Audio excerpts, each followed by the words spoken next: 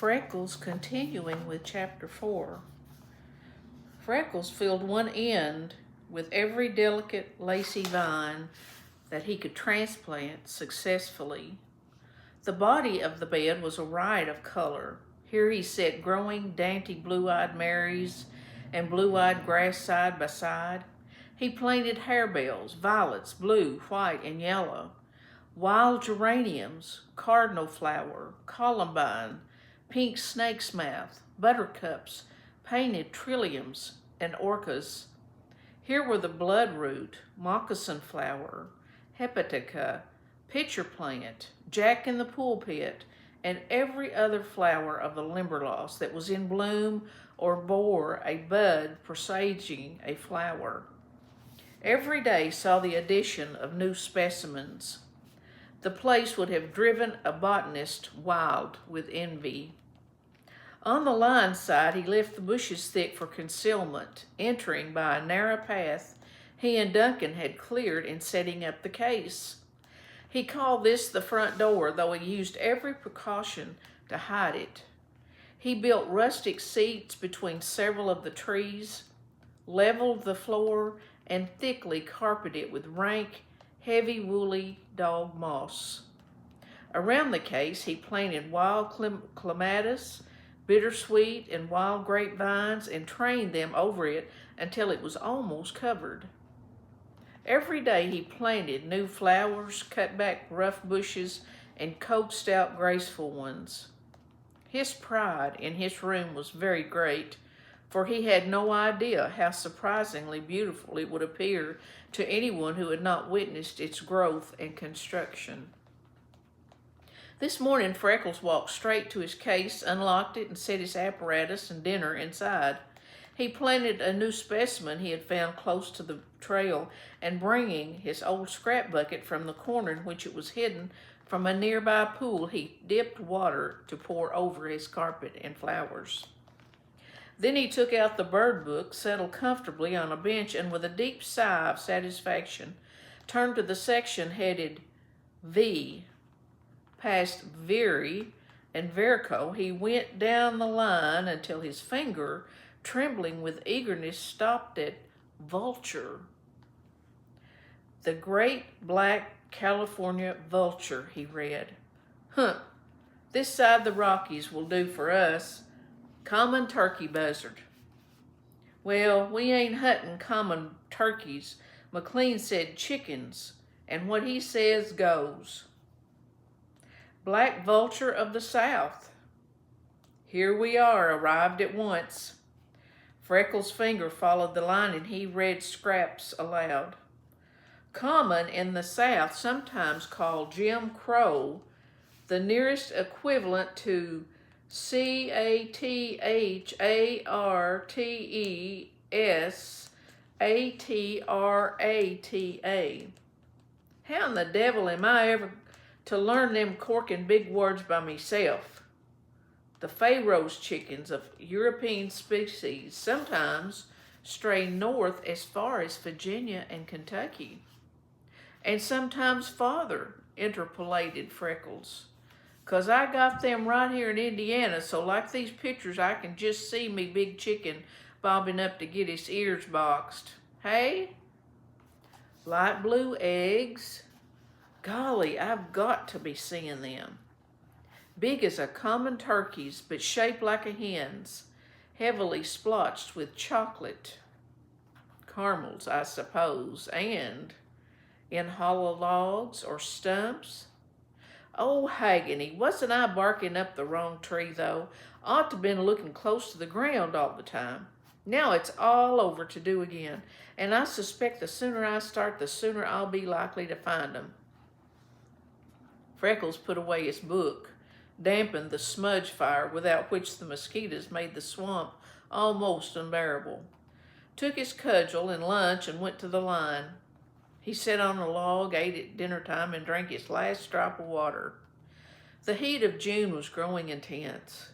Even on the west of the swamp, where one had full benefit of the breeze from the upland, he was beginning to be unpleasant in the middle of the day.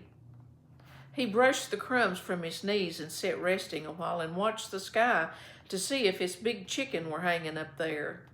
But he came to the earth abruptly, for there were steps coming down the trail that were neither McLean's nor Duncan's, and there never had been others. Freckles' heart leaped hotly. He ran a quick hand over his belt to feel if his revolver and hatchet were there, caught up his cudgel and laid it across his knees, then sat quietly waiting. Was it Blackjack? Or someone even worse? Forced to do something to brace his nerves, he puckered his stiffening lips and began whistling a tune he had led in his clear tenor every year of his life at the home Christmas exercises. Who comes this way so blithe and gay upon a merry Christmas day?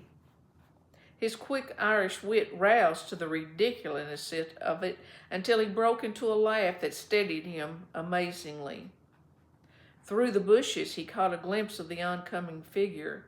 His heart flooded with joy, for it was a man from the gang. Wessner had been his bunkmate the night he came down the corduroy. He knew him as well as any of McLean's men. This was no timber thief. No doubt the boss had sent him with a message. Freckles sprang up and called cheerily, a warm welcome on his face.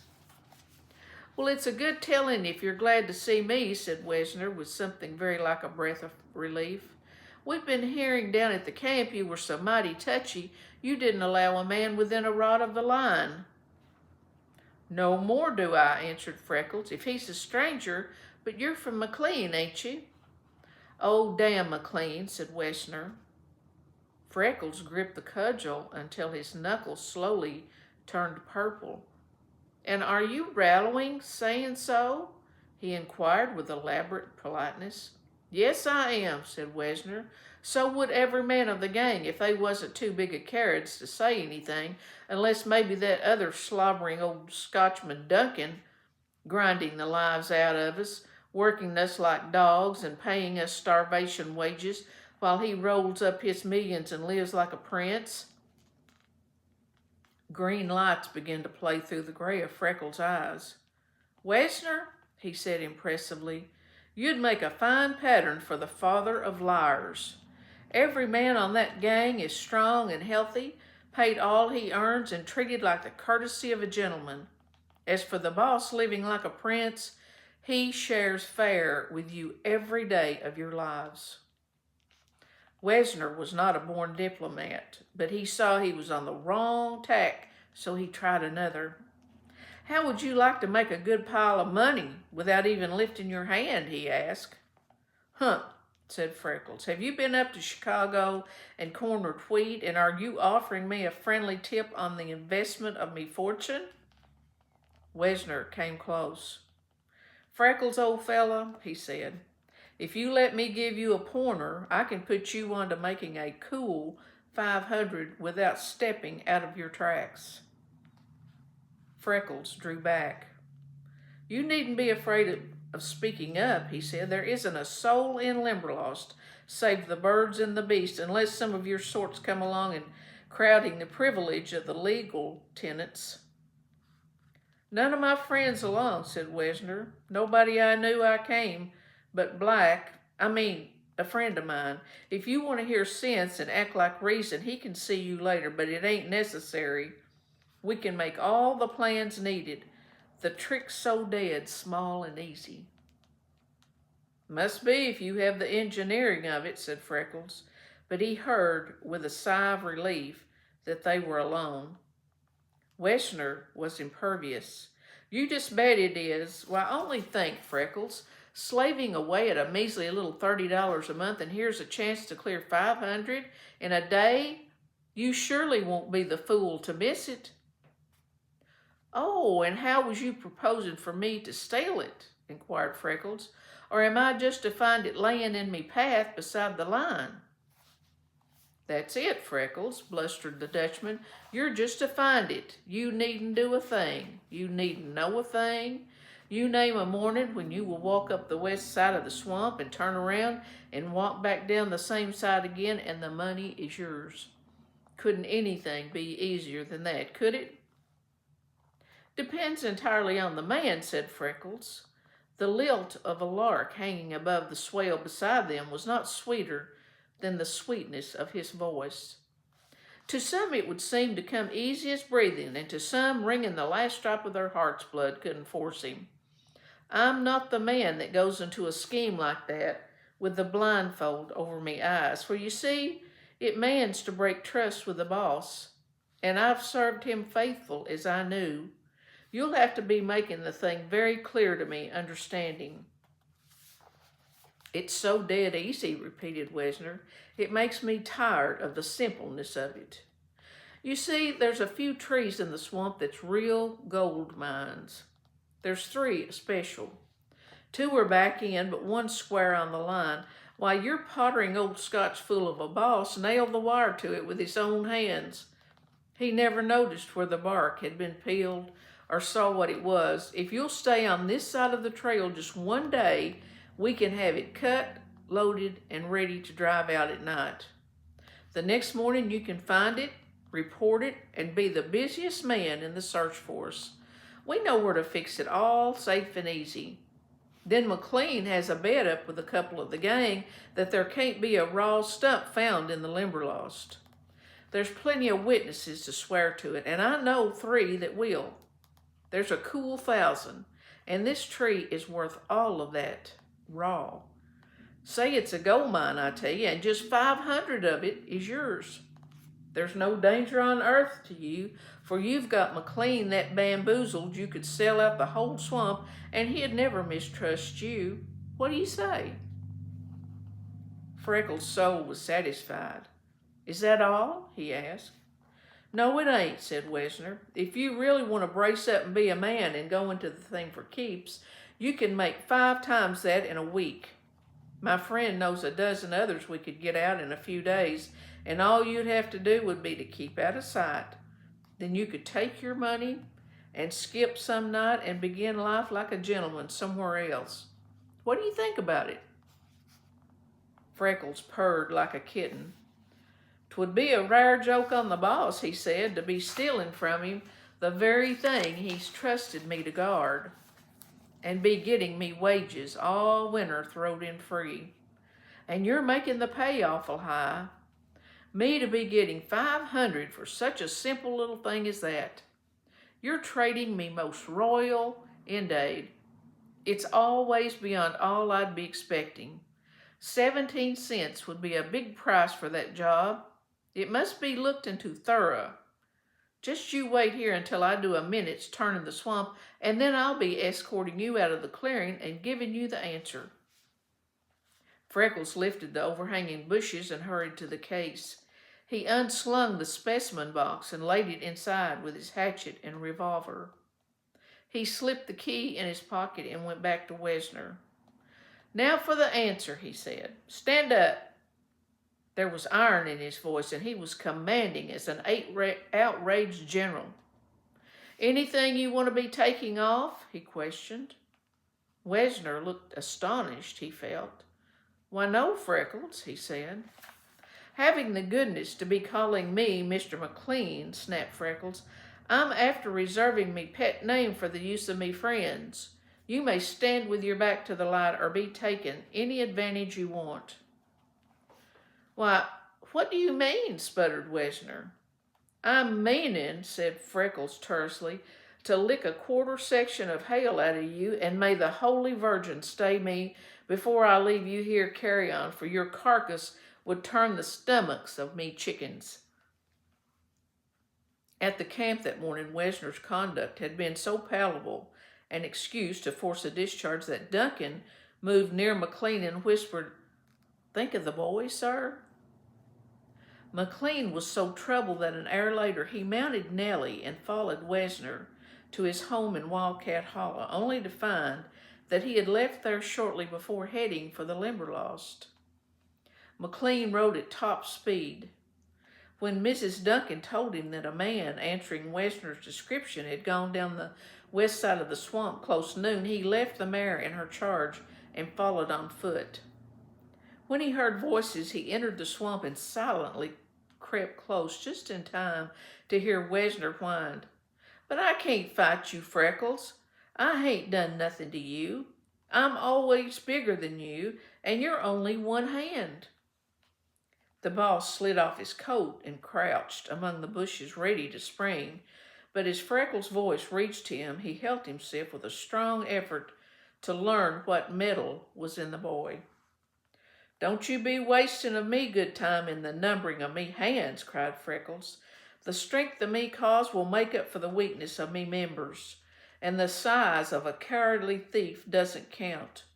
You'll think all the wildcats of the Limberlost are turned loose on you while I come against you, and as for me, cause I've slept with you, Wesner, the night I came down the corduroy like a dirty, friendless tramp, and the boss was for taking me up, washing, clothing, and feeding me, and giving me a home full of love and tenderness, and a master to look to, and good, well-earned money in the bank. He's trusting me his heart full. And here comes you, you spotted toad of the big road, and insults me as in an honest Irish gentleman by hinting that you concave I'd be willing to shut me eyes and hold fast while you rob him of the thing I was set and paid to guard, and then act the sneak and liar to him and ruin and internally blacken the soul of me. You damned rascal," raved Freckles. "Be fighting before I forget the laws of a gentleman's game and split your dirty head with me stick." Wesner backed away, mumbling, "But I don't want to hurt you, Freckles." "Oh, don't you?" raged the boy, now fairly frothing. "Well, you ain't resembling me none, for I'm itching like death to get me fingers in the face of you." He danced up, and as Wesner lunged in self-defense, ducked under his arm as a bantam and punched him in the pit of the stomach so that he doubled with a groan. Before Wesner could straighten himself, Freckles was on him, fighting like the wildest fury that ever left the beautiful island. The Dutchman dealt thundering blows that sometimes landed and sent Freckles reeling, and sometimes missed while he went plunging into the swale with the impetus of them. Freckles could not strike with half Wesner's force, but he could land 3 blows to the Dutchman's 1. It was here that the boy's days of alert watching on the line, the perpetual swinging of the heavy cudgel, and the endurance of all weather stood him in good stead, for he was tough and agile. He skipped, ducked, and dodged. For the first 5 minutes he endured fearful punishment. Then Wesner's breath commenced to whistle between his teeth. When Freckles only had begun fighting, he sprang back with shrill laughter. "Be golly, and will your honor be whistling the hornpipe for me to be dancing of?" he cried. Spang went his fist into Wesner's face, and he was past him into the swale. "And would you be pleased to tune up a little livelier?" he gasped, and clipped his ear as he sprang back. Wesner lunged at him in blind fury. Freckles, seeing an opening, forgot the laws of a gentleman's game and drove the toe of his heavy wading boot in Wesner's middle until he doubled and fell heavily. In a flash, Freckles was on him. For a time, McLean could not see what was happening.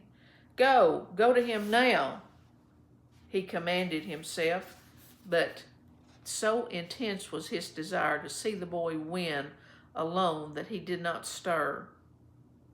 At last, Freckles sprang up and backed away. "Time," he yelled as a fury. "Be getting up, Mr. Wisner, and don't be afraid of hurting me. I'll let you throw in an extra hand and lick you to me complete satisfaction all the same. Did you hear me call the limit? Will you get up and be facing me?" As Wesner struggled to his feet, he resembled a battlefield, for his clothing was in ribbons and his face and hands streaming blood. I guess I've got enough," he mumbled. "Oh, you do?" roared Freckles. "Well, this ain't your say. You come on to me ground, lying about me boss, and intimidating I'd steal from his very pockets. Now, will you be standing up and taking your medicine like a man, or getting it poured down the throat of you like a baby? I ain't got enough. This is only just the beginning with me. Be looking out there."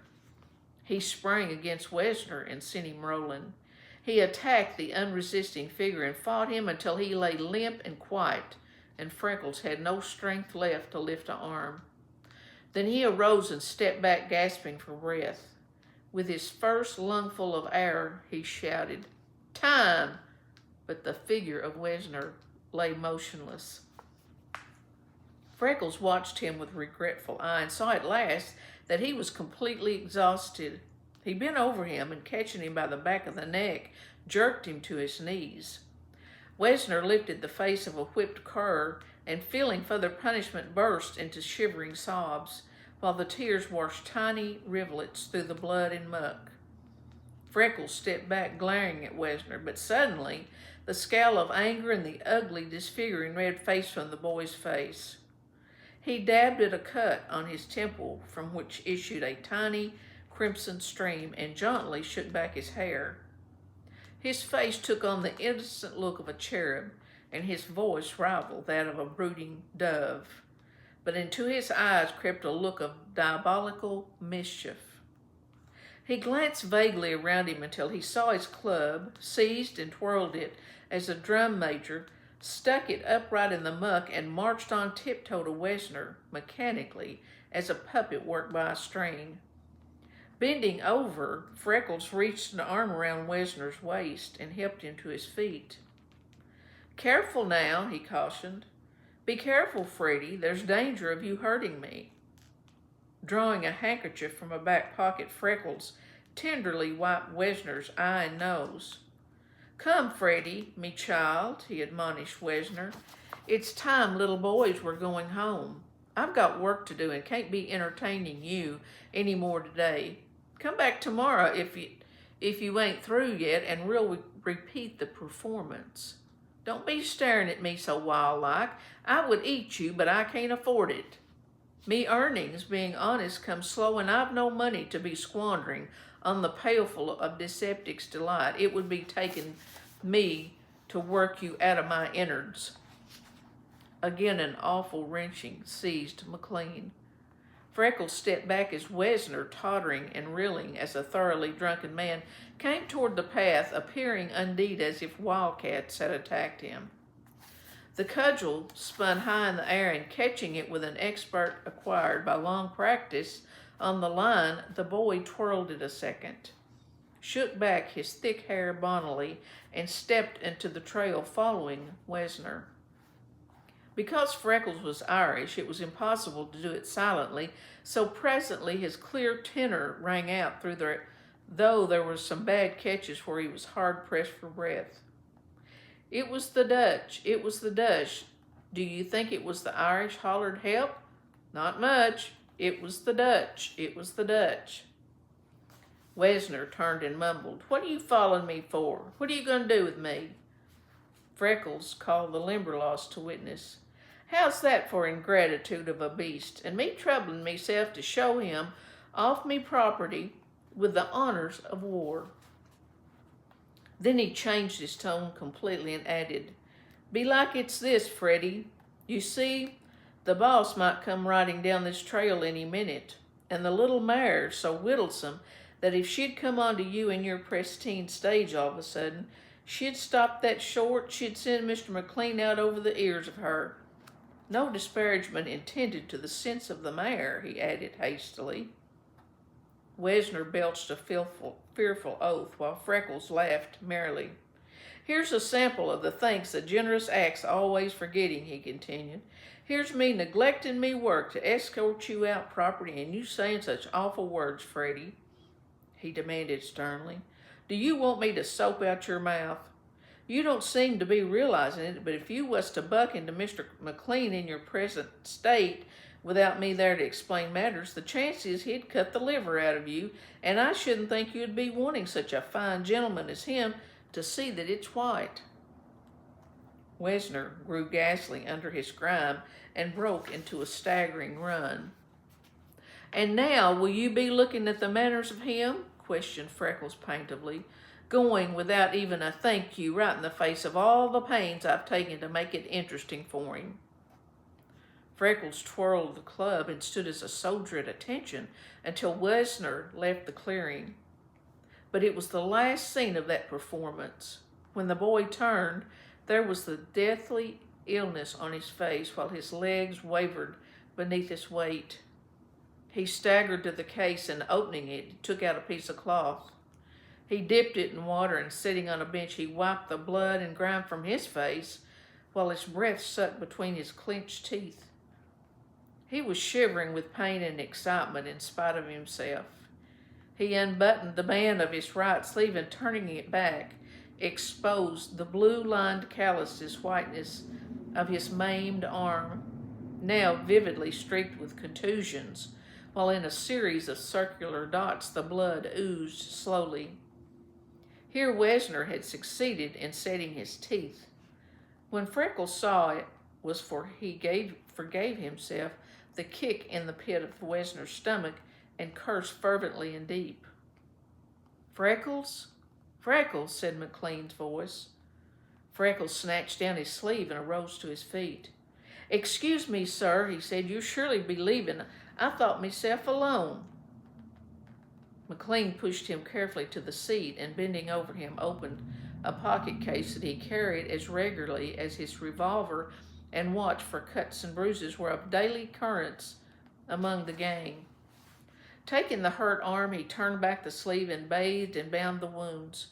He examined Freckles' head and body and convinced himself that there was no permanent injury, although the cruelty of the punishment the boy had borne set the boss shuddering. Then he closed the case, shoved it in his pocket, and sat beside Freckles. All the indescribable beauty of the place was strung around him, but he saw only the bruised face of the suffering boy who had hedged for the information he wanted as a diplomat, argued as a judge, fought as a sheik, and triumphed as a devil. When the pain lessened and breath relieved Freckles' pounding heart, he watched the boss covertly. How had McLean gotten there, and how long had he been there? Freckles did not dare ask. At last he arose and, going to the case, took out his revolver and the wire-mending apparatus and locked the door. Then he turned to McLean. "Have you any orders?" he asked. "Yes," said McLean, "I have, and you're to follow them to the letter. Turn over that apparatus to me and go straight home. Soak yourself in the hottest bath your skin will bear and go to bed at once. Now hurry." "Mr. McLean," said Freckles, "it's sorry I am to be telling you, but the afternoon's walking of the line ain't done. You see, I was just getting to me feet to start, and I was on time when up came a gentleman and we got into a little heated argument.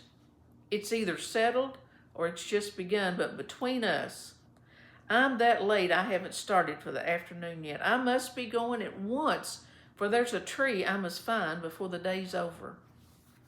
"You plucky little idiot," growled McLean. "You can't walk the line. I doubt if you can reach Duncan's. Don't you know when you're done up?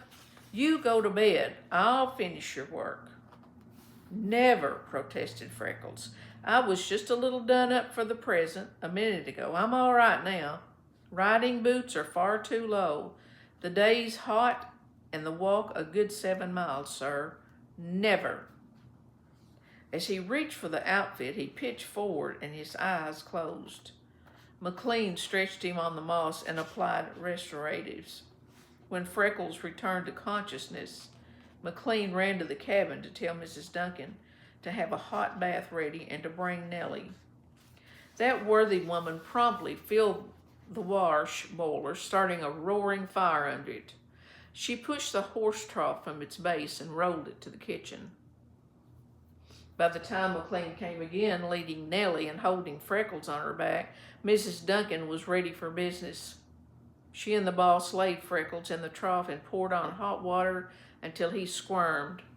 They soaked and massaged him. Then they drew off the hot water and closed his pores with cold. Lastly, they stretched him on the floor and chafed, rubbed, and kneaded him until he cried out for mercy. As they rolled him into bed, his eyes dropped shut. Just a little later, they flared open. "Mr. McLean," he cried, "the tree! Oh, do be looking after the tree." McLean bent over him. "Which tree, Freckles?"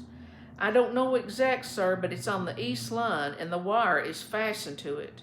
He bragged that you nailed it yourself, sir. You know it by the bark having been laid open to the grain somewhere low down. $500 he offered me to be selling you out, sir." Freckles' head rolled over and his eyes dropped shut.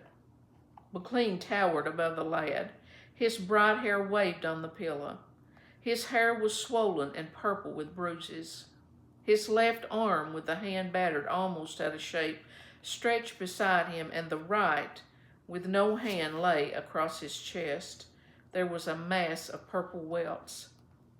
McLean's mind traveled to the night, almost a year before, when he had engaged Freckles, a stranger. The boss bent, covering the hurt arm with one hand and laying the other with a caress on the boy's forehead. Freckles started his touch and whispered as softly as the swallows under the eaves, "If you're coming this way tomorrow, be pleased to step over and we'll repeat the chorus softly." "Bless the grimy devil," muttered McLean. Then he went out and told Mrs. Duncan to keep close watch on Freckles. Also, to send Duncan to him at the swamp the minute he came home.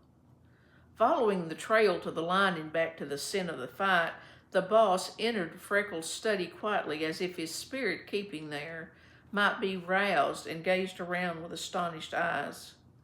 Had the boy conceived it? What a picture he had wrought in living colors. He had the heart of a painter. He had the soul of a poet. The boss stepped carefully over the velvet carpet to touch the walls of crisp verdure with gentle fingers. He stood long beside the flower bed and gazed at the banked wall of bright bloom as if he doubted its reality. Where had Freckles ever found, and how had he transplanted such ferns? As McLean turned from them, he stopped suddenly.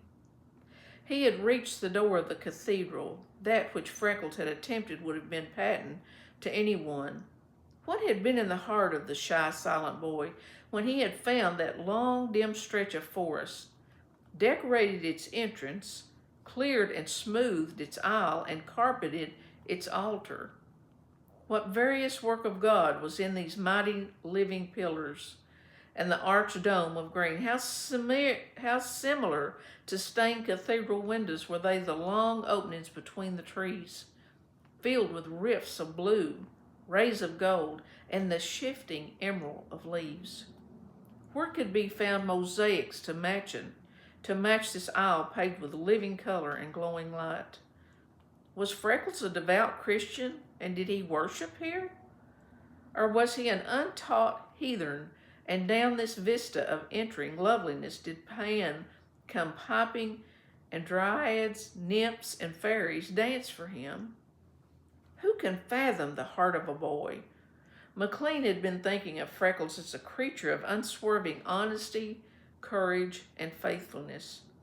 Here was the evidence of a heart aching for beauty, art, companionship, worship. It was writ large all over the walls, floors, and furnishing of that little Limberlost clearing. When Duncan came, McLean told him the story of the fight, and they laughed until they cried. Then they started around the line in search of the tree. Said Duncan, "Now the boy is in for sore trouble." "I hope not," answered McLean. "You never in all your life saw a cur whipped so completely. He won't come back for the repetition of the chorus. We surely can find the tree. If we can't, Freckles can. I'll bring him enough of the gang to take it out at once. That will ensure peace for a time at least, and I'm hoping that in a month more the whole gang may be moved here. It soon will be fall, and then, if he will go, I intend to send Freckles to my mother to be educated. With his quickness of mind and body and a few good years of help, he can do anything. Why, Duncan, I'd give a $100 bill if you could have been here and seen for yourself. And we're going to stop there in the middle of chapter 4.